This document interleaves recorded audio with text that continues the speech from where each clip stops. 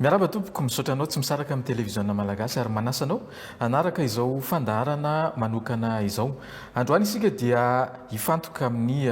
ady hevitra samihafa manodidina ny fiainam-pirenena sy ny tontolo politika eto Madagasikara ihany koa ary anasanay vahiny izay heverina fa manana ny ambara-betsaka manodidina an'izay loha hevitra izay Andriamatoa Maka Alphonse izay filohan'ny filan-kevitry ny fampihavanana malagasy teo alohana ny CFM izy ihany koa dia ataontsika hoe mpilomano eo amin'ny sehatra politika eto Madagasikara ary indrindrandrindra moa fa dia zokibe eo amin'ny asa fanaovan-gazety. Miarabanao tompoko. Miarabanao namana Stéphane ary miarahaba ny mpanaraka ny télévision malagasy. Ny fanontaniako voalohany Andriamatoa Maka Alphonse miantefa aminao manokana ataoko hoe ianao no filoha ny tantana farany ity androm-panjakana atao hoe filan-kevitry ny fampihavanana malagasy ity. Taoriny ny fiafarany ny fitaom-piasanareo tsy nitohy intsony ilay androm-panjakana, tsy nijoro intsony ilay androm-panjakana. Inona reny mety anton'izay? Mety hoe nisy zavatra nivaingana ve ny asa no tanterahanareo tao anatin'izany CFM izany sa ihany koa ve hoe tsy nahomby ve anareo ka tsy nazoto intsony ny mpitondra fanjakana ny hanohy ilay fijoroana ilay androm-panjakana? Ia, fanontaniana tsara fipetraka mihitsy satria ny tenako no filohan'ny CFM farany teo ary io dia tsy horitako mazava tsara fa rafim-panjakana voalaza ny lalam-pandroenantsika ao amin'ny andininy fa 2020. Zany hoe tsy kisendrasendra na zavatra kitoto zany sanatriny zany nametrahana an'io fa ny filana teto amin'ny firenena ary nivoaka tany amin'ny andro ny le accord politique ny feuille de route natao tamin'ny crise tamin'ny 2009 zany dia nisy ny fanarahana natao dia tao amin'ny andininy fa 7 ary 20 no tao anatin'ny feuille de route fa rehefa taty aoriana moa izy lasa lalàna tamin'ny insertion juridique natao dia lalàna velona eto amintsika eto. Zay ny nananganana an'io FFM aloha rehefa tamin'ny andro ny filoha Rajaonary Mampianina dia nisy comité technique zay, comité d'expert nanarany nisy manampahaizana 1/10 zay ny tao namolavola ny lalàna mikasika ny fampihavana firenena. Dia taorinan'io zany ny lalàna 2016-037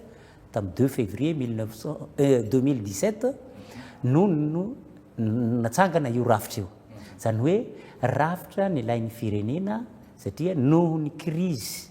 ny fanesy teto amintsika, noho ny fisiany ataontsika hoe tsy fahamarinana toerany instabilité zany ny régime dia zay zany nametrahana an'io sy koa mba hijerena an'ireo olona zay voapanga noho ny resaka politika. Dia zay nahatonga ny amnistie zay nataonay raha ny bilan moa zahay efa namoaka ny tatra satria tereny lalàna zahay tsy maintsy manao tatra rapport isa-taona ary rapport de fin de mission ny mandanay zany natao izy io any natao pahibe maso izy io ary efa navoaka tsy valapatra amin'iny tsika fa hoe naninona izy io tapitra ny mandanay ary ny tenako mihitsy nanoratra tany amin'ny prime ministre sy ny filoham-pirenena hoe tapitra ny fotoam-piasanay amin'ny 15 septembre 2022 navoaka moa iny ny décret de constatation de fin de mandat dia zay fa nisy moa ny fanovana lalàna ny fanatsarana hono fa saingy nampalahelo kely raha ny tenako manokana zany tsy hoe zahay no tapitra ny fotoam-piasanay fa raha ohatra mba nisy ny heritreritra hoe hanatsara ny lalàna mba tokony nantsona zahay zay nampiatra n'io lalàna io ny ainan'izy io inona ny tokony ho hatsaraina, inona ny tokony hajanona fa ny akony tsy misoloana le membre atao moa ve raha ohatra ataon'izay hoe tsy nahomby zahay dia ny rafitra ve no tsy asiana olona, raha tsy mahomby ve ny gouvernementa dia tsy asiana ntsony zany hoe prime ministre sy ny gouvernementa zany ohatra apetrako amin'ny fomba hafa ary le fanontaniana ho anao manokana nahomby ve ny asany sahanareo tao a miavana ve ny malagasy a taoriny ny alanareo tao? Maro lafy ny fampihavanana ary zay nanaovanay 5 grands chantier zay moa ny filazanay tao zany hoe misy ny lafiny ara-politika le olona moako matetika rehefa fampihavanana io ny resahana de mijery foana hoe resaka politika singa anankiray amin'ny fampihavana pirenena ny resaka politika fa misy ny fampihavanana ara-tantara zany hoe tsika eto Madagasikara de betsaka ny tantara disoina ohatra ny fampihavanana ny olona sy ny taniny ny fampihavanana mba hanamafy ny firaisam-pirenena misy ny fampihavanana ara-ekonomika mety ho resahantsika angamban'izay rehefa avy eo fa anisan'ny mahatonga ny olona hitaky ny fitsinjaram-pahefana de atao hoe fitsinjarana tsy de aradrariny nino izy ty ny harena-pirenena zany hoe tsy misitraka ny harenany ny olona zay monina amin'io faritra ka anisa miteraka lonilony miteraka tsy fampitokisana ary miteraka instabilité politique zay zavatra zay ka raha amiko manokana aloha dingana lavabe nge ny fampihavana pirenena fa tsy hoe tic-tac doux dia mihavana ny gana io ça ne se décrète pas ka zay indrindra ny hoe nisy dingana vitanay tokony hotohizany zay nanaraka anay teo ny solo anay tokony nanohy an'izay fa tapaka atenatenany moa le izy nisy ny vitanay ohatra zao ny resaka amnistie zay voalazako teo tsisy dossier na demande d'amnistie tsy voatsara zany fa notsarainay io dia zay moa ohatra ny tsara am'izay fotoana zay satria mamoaka didy mihitsy zay dia tsy azo anaovana recours ny didy zay avoakanay ny épuisé daholo tsisy dossier na ray fangatahana amnistie satria tsy maintsy mangataka le olona de io zany vita fa eo amin'ny resaka fampihavanana ara-politika zao de anisany hoe tsy tafita hatramin'ny farany zavatra zay misy moa ny milaza hoe ny CFM de rafitra natao ametrahana reo mpanao politika zokiolona zay tsy hitatrony zay ametrahana azy tsetsatseta tsy aritra fotsiny zay Andriamatoa Filoha fa hiditra amin'ny ady-hevitra mahakasika ny raharam-pirenena sika ety ampiandohana aloha Andriamatoa Mac Alphonse ianao ve aiza ho aiza ny misy anao zao mpomba fitondrana sa mpanohitra sa ohatrany ahoana aiza ho aiza ny misy anao amin'izao fotoana tohiny teo de teneniko fa ny firenetsika mihitsy no mitady ny rafitra ohatran'ireny tsy resak'olona eo mety zaho angambany tsy nahombo sy ny ekipako de mahita loza le rafitra fa am'izao fotoana izao resahantsika zao de mila ny rafitra ohatran'ireny ho elanelam-panahy hipetraka ho ray aman-dreny ka amaliko ny teninao zay de zaho de mijanona ho ray aman-dreny ny firenena raha ohatra misy milafin'izay dia tsy zaho de nanapa-kevitra ary nyteneniko na aminamako na ny fianakaviako fa hoe hijanona maharay aman-dreny aho fa mety misy ny ilan'ny fireneko ahy mety misy ny mety ilana an'izay sanatriny zany de mba hijanona ho elanelam-panahy amin'ny zavatra rehetra ary manao an'izay zaho amin'izao fotoana zao mazava zay raha hidirantsika ny zava-misy mafampahana amin'izao fotoana Andriamatoa Filoha misy reny ataontsika hoe endrika manaratsy ny endriky Madagasikara eo amin'izao tontolo zao reny von'olona fakana-keriny zay niseho lany tato anatin'ny herinandro maromaro zao raha ny fandinihanao azy ianareo tao amin'ny filan-kevitry ny fampihavanana malagasy misy endrika na hoe déstabilisation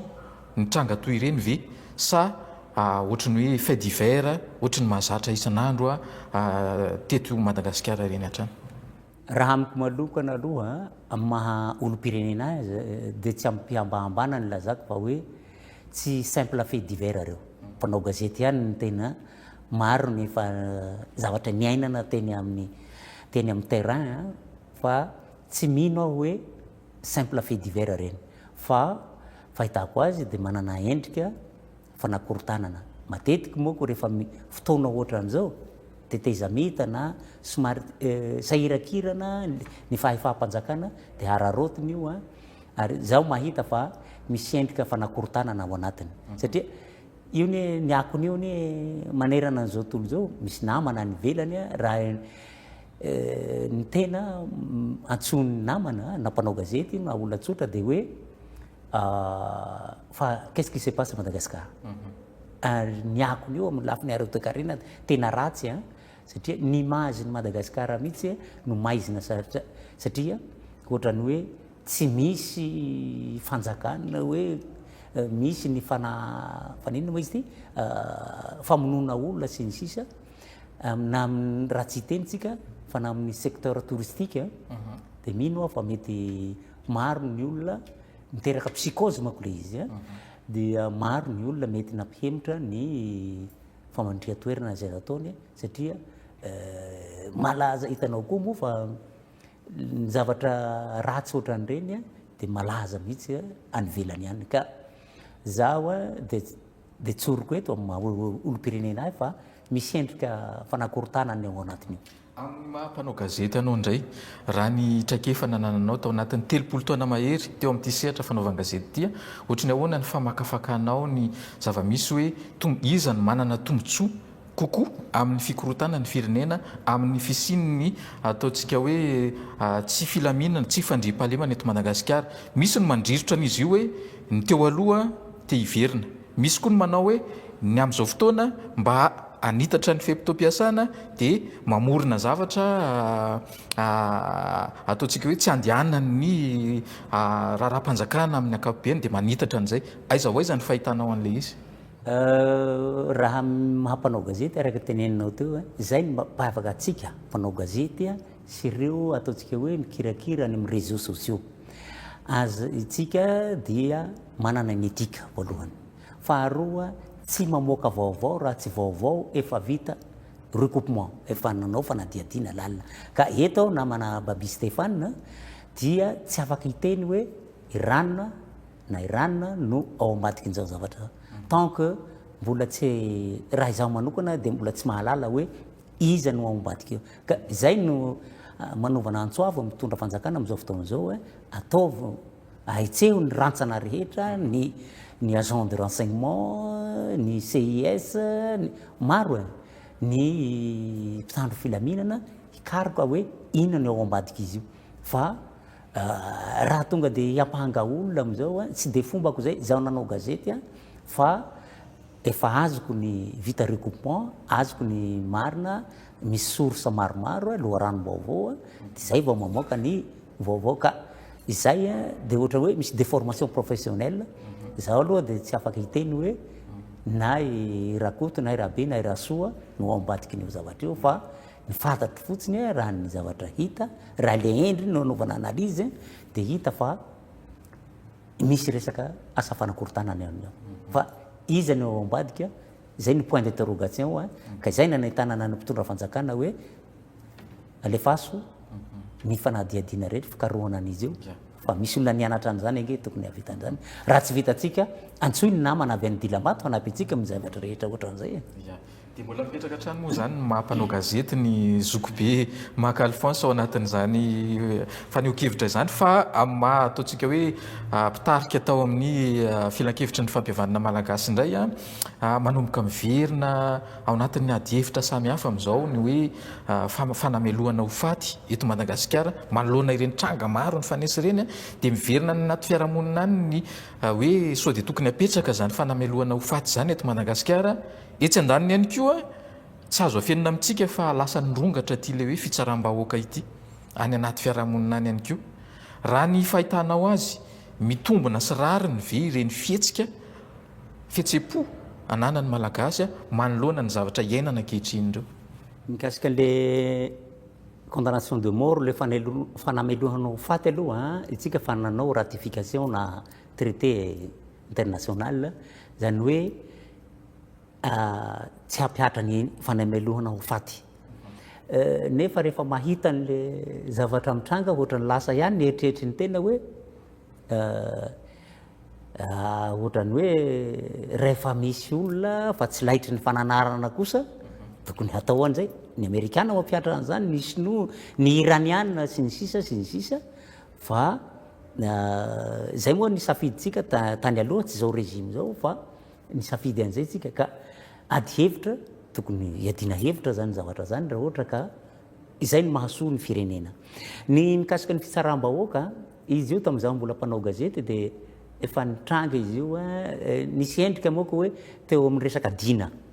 le dina reny nisy natao hoe dina menavozo zany tany mifatra tsy moatsinanana tany misy ny dina ny melaka tsimpoly ny dina besaboa tany sofia maro zany ny karazana dina anisan'ny asa nataonay tao anatin'ny CFM ny hoe izay le grand chantier ny teneniko teo ny hoe ny fanatsarana ny dina hoe ny dina dia misy lafiny tsara satria fandraisan'ny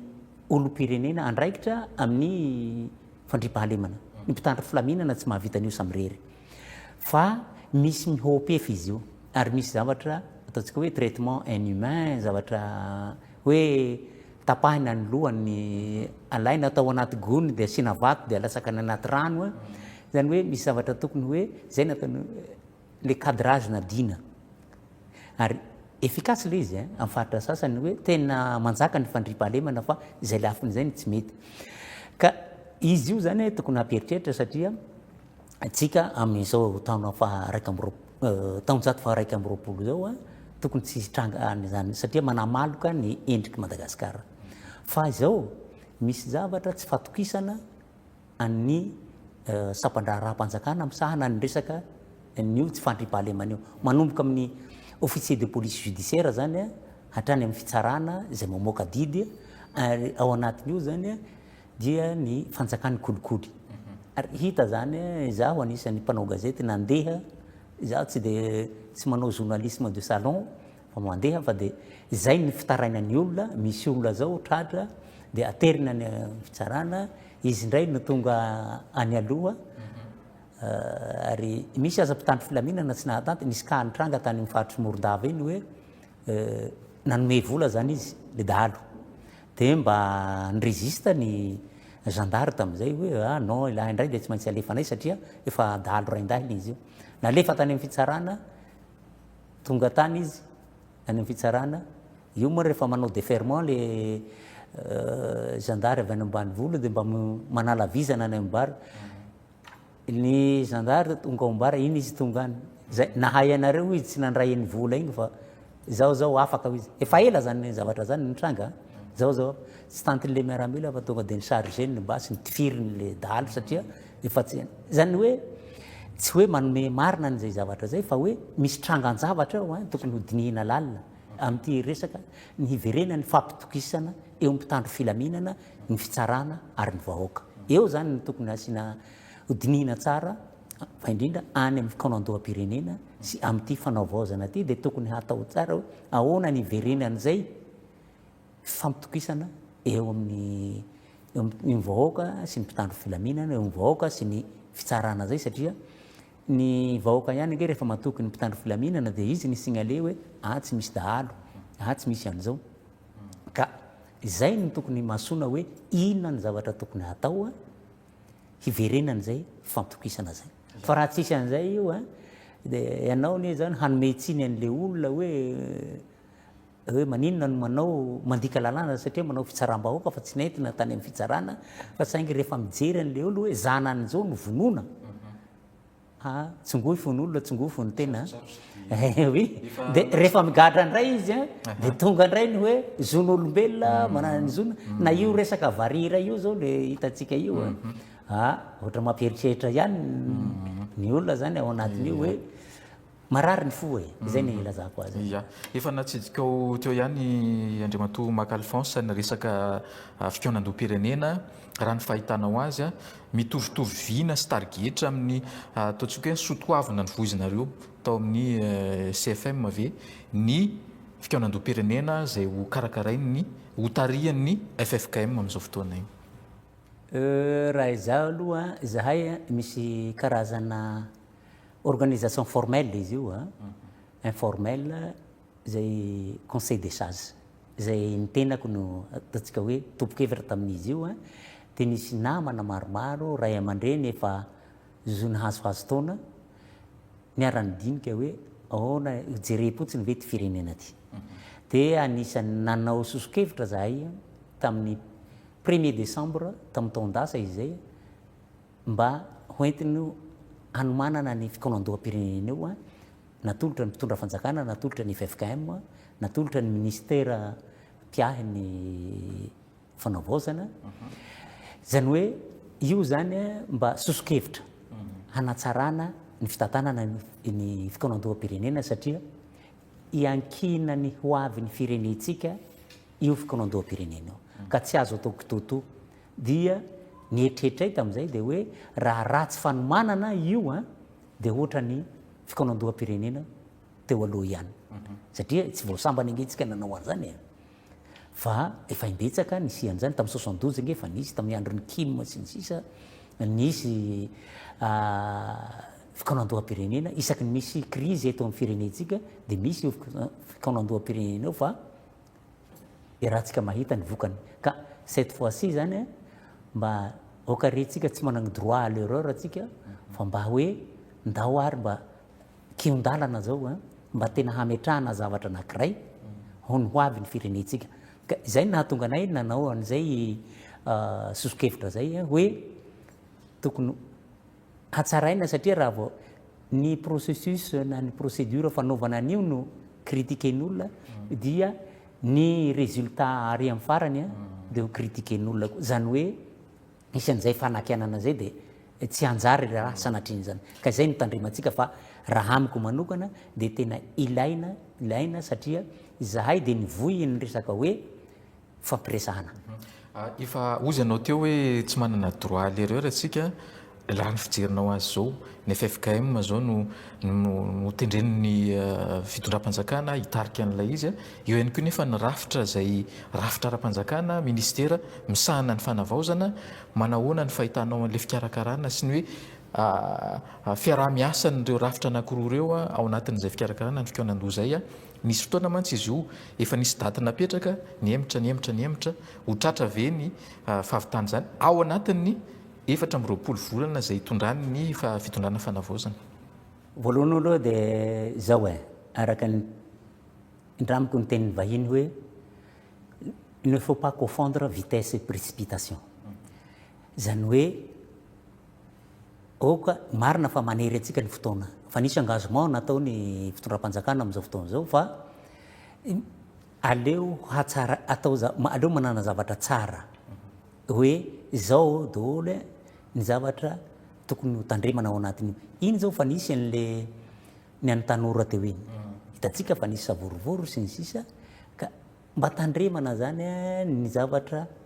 tsy isiana savorovoro satria ny ho avy ny firenena hoa mampahatsiahy ahy ny anisan'ny sokevitra anay tao anatin'io taratasy nalefanay io 3 pages eo moa le izy dia hoe atsanganany comité de pilotage de la concertation nationale eo ny FFKM mifameno ny mpitondra fanjakana sy ny FFKM sy zay ataontsika hoe olokendry raha ohatra ka izay no atao azy satria manana ny autorité morale ny FFKM tsy lavina zay zavatra zay fa tsy ampy ka izay no nahatonga anay hoe apio izy nisy an'iny mandat iny moa nomeny filoham-pirenena andry zareo zaho de nisy nanontany an'ireo ataontsika hoe juriste hoe inona moa ny ataontsika hoe ny valeur juridique n'iny mandat iny zany raha ary zareo de hoe amin'ny teny vahiny mialatsiny moa fa matetika amin'ny teny vahiny hoe tsy misy fanerena tsy contraignant zany raha ny sokevitra nataonay de zao raha atsangana io comité de pilotage io dia nomination par décret ny membre ao anatiny ao de am'izay manana force de loi les décisions ho raisiny rehefa avy eo zany hoe rafitra mipetraka ara-dalàna satria ny ahina nge de zao hitatsika teto fa matetika ny zavatra tapaka amin'ny io conférence nationale ohatran'io zara raha misy 700 ny zavatra tapaka no ampiarina ka anisany tsy maintsy atao zany hoe le comité de suivi izany ho anara-maso ny zavatra tapaka rehefa avy eo satria ifanometsiny eto tsika ny tanjona ane de tokana raha ihany de hoe ahoana ny hahafahana handraisany be sy ny maro hanovozana ny hevitra rehetra mahasoa ny firenetsika ty ka mba hisiany voalohany indrindra zany fitoniana maharitra zany mba tsy hisiany ty crise miverimberina eto amintsika ohatrany hoe le crise cyclique isaky ny 10 taona isaky zao misy crise foana reny no nisan'ny asa nataonay tao nanomezana recommandation fa le izy moa tsisy valiny ny recommandation nataonay fampiarana tsy fampiarana ilay fekevitra tapaka efa hitantsika izany tamin'ny fifanarahana zay efa nisy teto amin'ny firenena teto fa ny fanontaniana mety hoe manitikitika ny mpijery antsika ihany koa Andriamatoa Mac Alphonse dia hoe iza raha no andray anjara ao anatin'izany fikaonam-pirenena zany anisan'ny tokony andray anjara ao anatin'izany ve ny mpitondra teo aloha zay efa tsy eto Madagasikara tsony tsy ondresaka hoe tokony handray anjara ve Andriamatoa Andry Rajoelina satria zay ny bon tsisy non ka zay indrindra manko nisy ny hevitra rehefa malagasy oa dia raiso ny hevitra ka hitondra hevitra soa anatsara ny firenetsika dia tokony ho raisina avokoa mikasika ny kany Andriamatoa Andry Rajoelina manokana igny zany ataontsika hoe cas particulier satria izy efa nisy didy nisy décret navoaka ny tsy maha olom-pirenena malagasy azy tsony zay manko ady hevitra manokana iny fa ny pomba azy kosa ny mpanohitra sy ny sisa rehefa mpanohitra nge tsy hoe ohatrany tamin'ny andro révolution socialiste hoe rehefa mpanohitra dia hoe mpanohirina tsy maty voakibo ohatrany satana sy demony zany rehefa mpanohitra fa hafa zany ny tokony hijerena azy hoe na ireo mpanohitra reo na tsika tsy any Corée du Nord dia hoe foto-kevitra tokana fa hoe misy hevitra maromaro rehefa mahasoa ny firenetsika ka hisiany zay stabilité zay tsy hisiany crise hampandroso ny fatra rehetra manerana ny nosy dia mino aho fa raiso zay fa tsy midika fa hoe ny mpitondra ihany manana hevitra soa sy mieritreritra zavatra tsara ho an'ny firenena ty raha amiko zaho manokana dia ny malagasy tsy misy olo raha mbola misy raha mikorina ao anatin'ny mahamalagasy azy zaho mino fa tsy misy manana eritreritra hoe zava-dratsy firenena potika ny olo vainy taranaka amin'ny taranantsika ya mirosy antsika Andriamatoa Mac Alphonse ao anatin'izay hoe fikaonan-doam-pirenena zay anisan'ny tena ady hevitra na maivay be mihitsy tamin'ny herinandro lasa iny ilay hoe état fédéral état unitaire raha aminao manokana ndao azavaitsika inona ny mahasamihafa an'ireo satria lasa amin'izao fotoana izao mantsy nironana akany ilay ady hevitra tany amin'ilay fikaonan-dohan'ny tanora le hoe état fédéral inona marina izy io mitaky inona izy io ya ady hevitra mihitsy izy io ary zaho zany dia nisan'ny hoe raha amiko manokana aleo hiadiana hevitra toy zay apetraka any ohatrany hoe sujet tabou zaho tao anatin'ny nitondra ny CFM dia niteny hoe eto amintsika eto tsy misy an'izany hoe zavatra fady tsy azo resahana zany resaho le izy dia amin'izay mamoaka ny heviny ny olona ao anatin'io resaka io poitra io resaka io zavatra anankiray tokony dinina ny rafitra satria tsika hanova lalam-pandroenana dia ny rafitra ny régime na pays anankiray hoe inona ny mety amintsika eto zay ny iny tokony isiany ady hevitra tsy hoe ny mety amiko fa mety amin'ny firenetsika le izy zahay tao anatin'ny CFM raisiko foana ty resaka ty fa nisy namana tany Ambilobe tsy hiteniny anarany ao fa anisan'ny teny rehefa nanao ny fampihavanana zay dia ny réaction dia hoe azafady président nareo ao fa zaravilagna tsy mampihavagna zany hoe eto amintsika eto zany misy ny mahatonga ny olona misy ino moa zany rancœur fahasorena na mahatonga ny olona borioka any amin'ny zavatra hoe mety tsy ilainy dia misy zavatra taky anankiray dia misy anio fitsinjarana tsy aradrariny ny harena eto amin'ny firenena io zany ny tokony hojerena akaiky na le olona nge rehefa anotaninao miresaka amireo zao hoe inona moa le rafitra fédéraly inona ny mahatsara azy inona ny maharatsy azy zay ny tokony ho ady hevitra atao ka tsy ao anaty forum be anatina le concertation nationale fa aty aloha tokony hisy ady hevitra misy an'izay isaky ny tsy fantatro na any amin'ny tanora na any amin'ny antoko politika na any amin'ny société civile hoe inona ny rafitra mety amintsika fa ny zava-misy aloha zay ny teneniko eto ary zahay fa niasa tao anatin'izy io matona moa première recommandation nataonay dia ny famerenana ny budget communaux satria nisy izy io taloha tamin'ny première république nisy budget provincial nisy budget zay ny première recommandation nay misy zavatra mahasorena ny piraitanindrazana zany dia tsinoa zany fa de hoe tokony hisy an'izay famindrana ino moa zany transfert de compétence transfert na ressource hoe ny vola zany sy transfert ny budget io zany de ao ambadika io koa tokony hisy ny déconcentration ohatra fotsiny ange namana Babi Stéphane raha ny toliaranao hanao passeport zany ange sahirana maninona moa no tsy asinan'zay rafitra mba manakaiky ny vahoaka zay izay nge ny takiny olona fa quel que soit ze forme na décentralisation atao dia mitaky ny olona fa hoe ny raha-raha-panjakana manakaiky azy ny fahefana mandray hevitra manakaiky azy ny harena ao aminy mba tokony hisitraka azy zay ny votoatiny ady hevitra ka ny fédéralisme moako misy raha manao jeritodika kely tsika tamin'ny andro ny Andriamatody Diratsiraka moako ny poiran'izy io de ohatrany hoe collé am'izay vanim-potoana nisy fitakina mavaivay teto amin'ny firenena am'izay io ataontsika voambolana io de tam'izay nametrahana ny gouverneur sy ny sisa fa io ny hitany hoe ohatrany hoe manana endrika ary zay ny ratsy zao de sarika ny saitsika fa hoe ndraindray ampifangaron'ny olona sasany ny resaka fédéralisme sy ny tribalisme ny resaka izay no tsy maintsy tandrematsika satria ny resaka fo koa dia nisany hoe mora prehetina fibre sensible hoan'ny olona io fa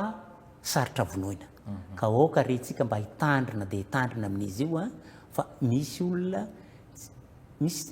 misy tsy tian'ny firenetsika nge ny hilamy misy firene-kafa na misy managneritsery-dratsy hoe tsy hilamina malemy ny fanjakana eto de manao banga homehy alina izy am'izay miharenatsika zay zany ny tena tandrematsika satry tokoa isafatsika ao anatin'zay loha hevitra zay Andriamatoa Mac Alphonse fa teritery ihany ko tsika ao anatin'ny fotoana tsy afaka de mivelatra loatra fa eo ny fikaonandoam-pirenena mifanjoy am'izay ihany koa misy ilay hoe dialogue politique raha natsikaritra tsika tato anatin'ny andro vitsivitsy zay miara-maka sary miray-dalana miaraka amina événement anankiray ny filohan'ny fanavaozana sy ireo filoha teo aloha mirahalahy Marc Ravalomanana sy Hery Rajaonamampianina efa ao anatin'ilay hoe dialogue politique ave reny kisarisary aseho reny inona mety hoe andrasana ao anatin'izay dialogue politique zay ihany koa raha atao indray mijery reny namana Babi Stéphane fa indrindra atsika mpanao gazety de tena image forte mihitsy reny hoe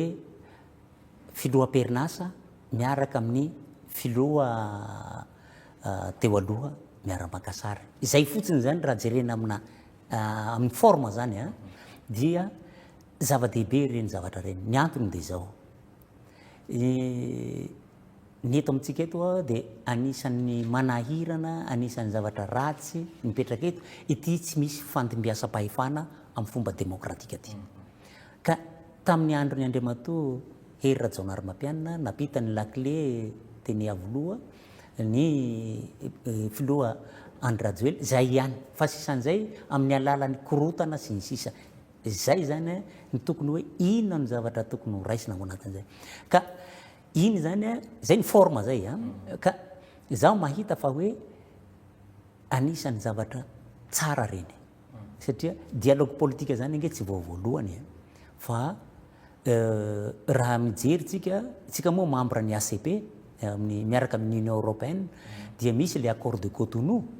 milaza amin'ny article 8 fa misy natao hoe dialogue politique miresahana ny resaka politique io ny resaka valeur démocratique sy ny sisa ao anatin'io cadre iresahana azy ka raha tsy secret moa zany fa tsoroko eto amin'ny maha ray aman-dreny ahy dia anisan'ny zaho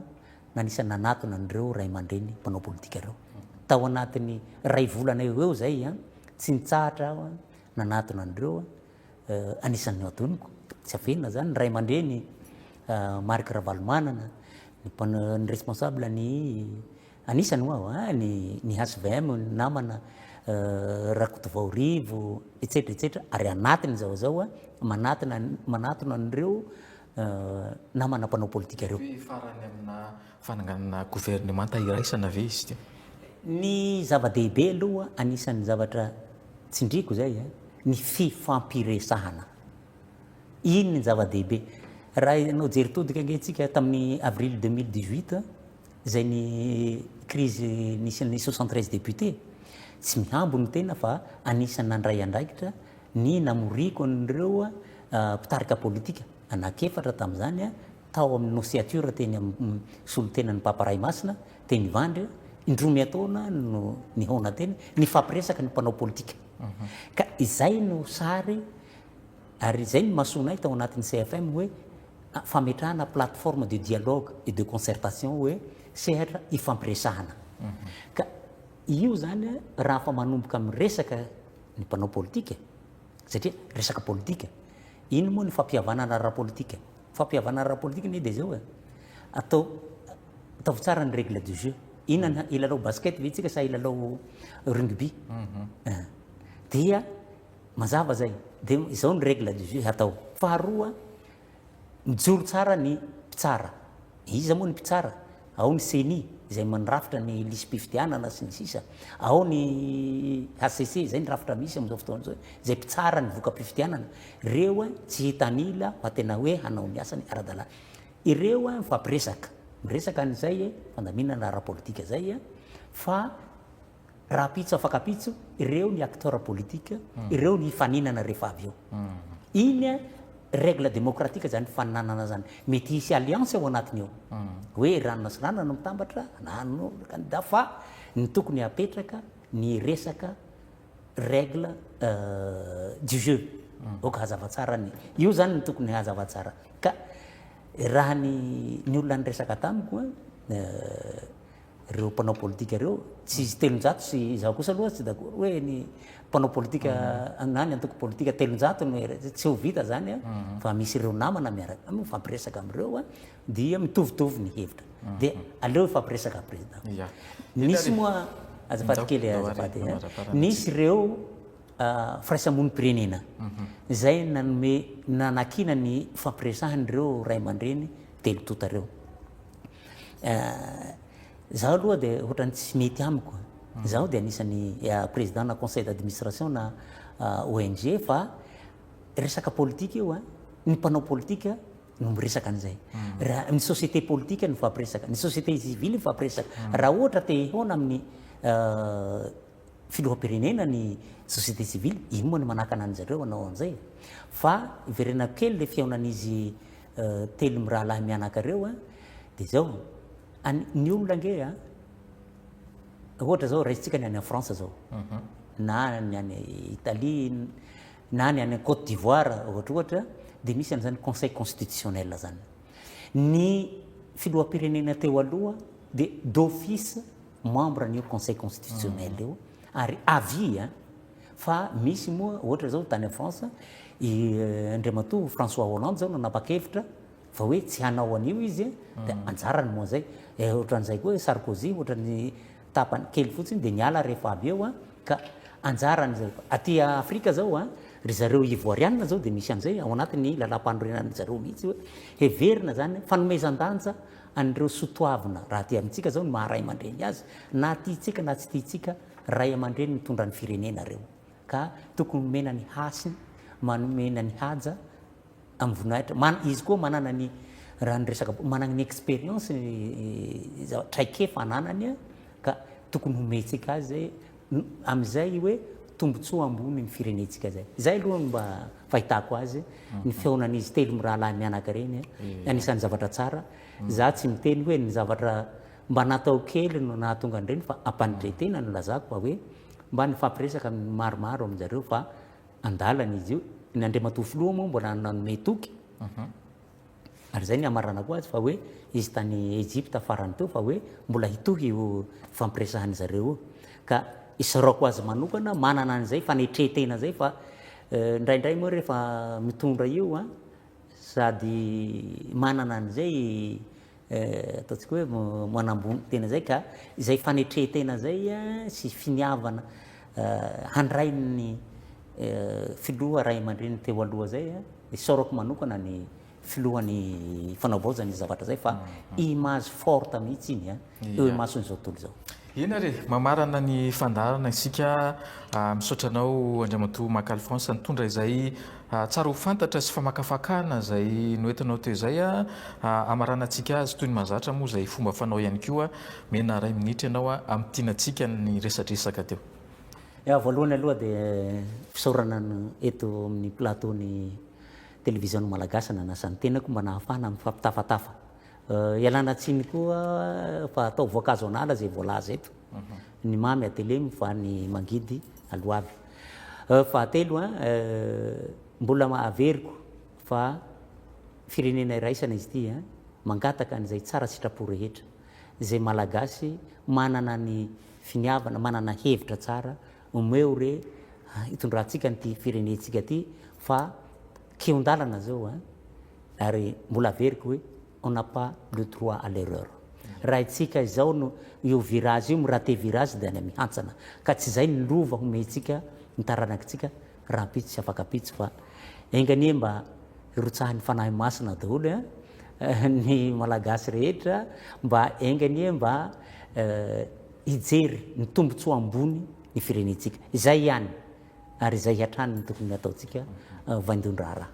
Andriamatoa Mac Alphonse filohan'ny filan-kevitra ny fampihavanana malagasy teo aloha mpilomano eo amin'ny sehatra politika eto Madagasikara ihany koa ary indrindrandrindra mpanao gazety Zokobe efa ela tao anatin'izay tontolo ny asa fanaovan-gazety zay izy no vahintsika tao anatin'ity fandarana manokana ity isaorana anao nanaiky ny fanasanay Andriamatoa Mac Alphonse isaorana ihany koa tsika tany atokantrano tany nanaraka hatramin'ny farany izao fandarana manokana izao mandra-piona tompoko.